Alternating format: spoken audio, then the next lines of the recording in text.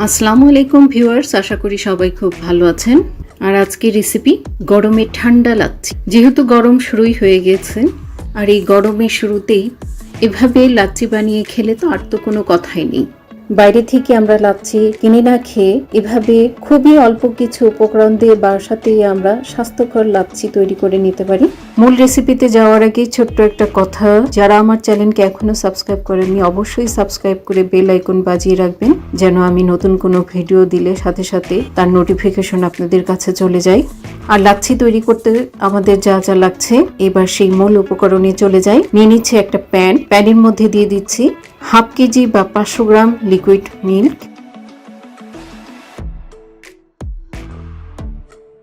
দিয়ে দিচ্ছি 2 টেবিল চামচ চিনি। চিনিটা যার যার পছন্দ অনুযায়ী দিবেন। এরই সাথে দিয়ে দিচ্ছি সামান্য লবণ। এরই মধ্যে দিয়ে দিচ্ছি কিছু কাজু বাদাম।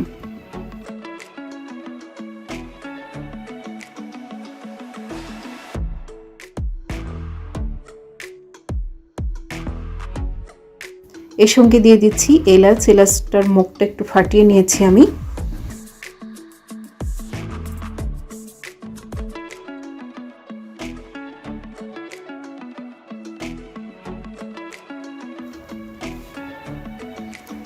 সবকিছু একসাথে দিয়ে ভালোভাবে ফুটিয়ে নেব আমি।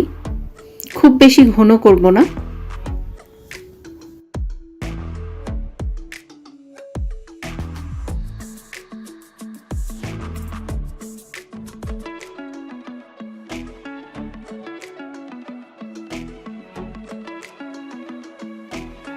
পাঁচ মিনিটের মতো ফুটিয়ে নিতে হবে, এর বেশি জাল দিয়ে ঘন করার দরকার নেই।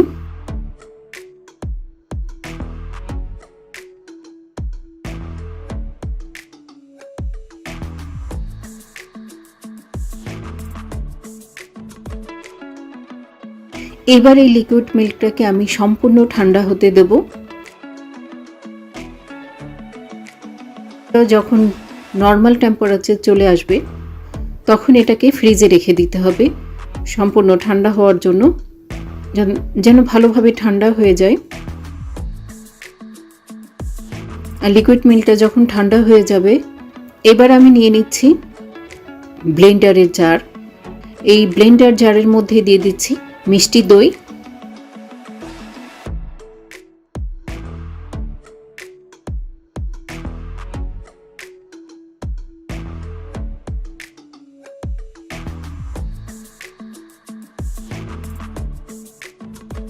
দইটাও যার যার পছন্দ মতো দেবেন, কারণ বেশি ঘন চাইলে সে বেশি ঘন দেবেন, তবে খুব বেশি ঘন কিন্তু আবার ভালো লাগবে না।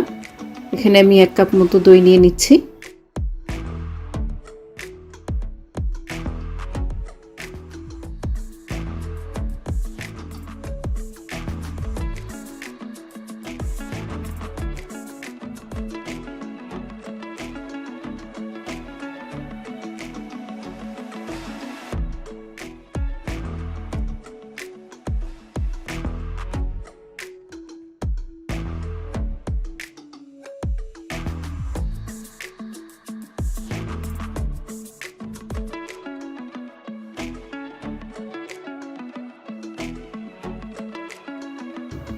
এর মধ্যে দিয়ে দিচ্ছি বরফ কুচি।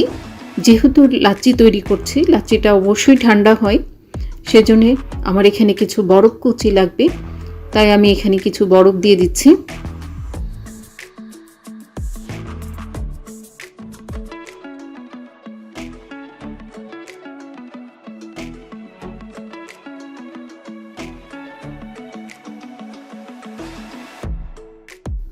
তার মধ্যে দিয়ে দিচ্ছি সম্পূর্ণ লিকুইড মিল্কটা কিন্তু আমার সম্পূর্ণ ঠান্ডা হয়ে আছে।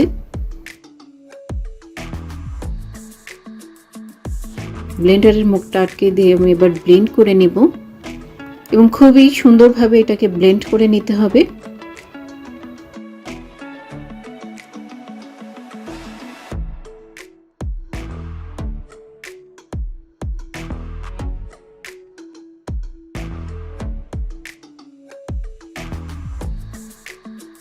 যেহেতু এখানে কাজু বাদাম আছে, কাজু বাদামটা মিশে যাওয়া পর্যন্ত ব্লেন্ডটা করে নিতে হবে।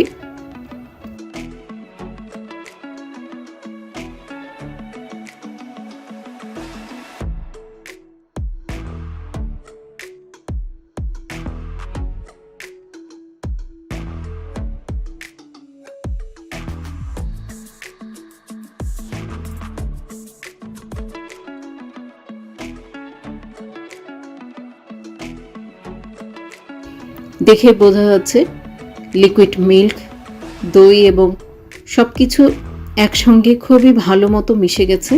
ঘনত্বটাও ঠিক আছে, এর বেশি ঘন হলে ভালো লাগবে না।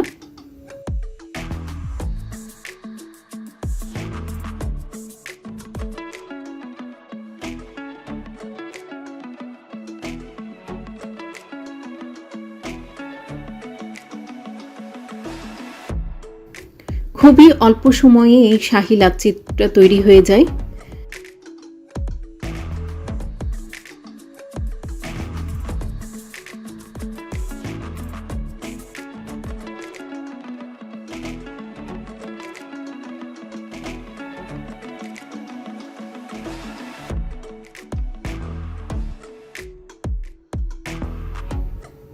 এরই মাঝে আমার লাচ্ছিটা সম্পূর্ণভাবে তৈরি হয়ে গেছে।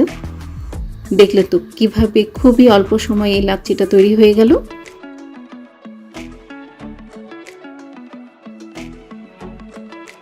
আর আমার এই রেসিপিটা ভালো লাগলে অবশ্যই কমেন্ট করবেন, জানাবেন, বাসায় তৈরি করে অবশ্যই জানাবেন আমাকে। এবার আমি লাচ্ছিগুলো ঢেলে নিচ্ছি।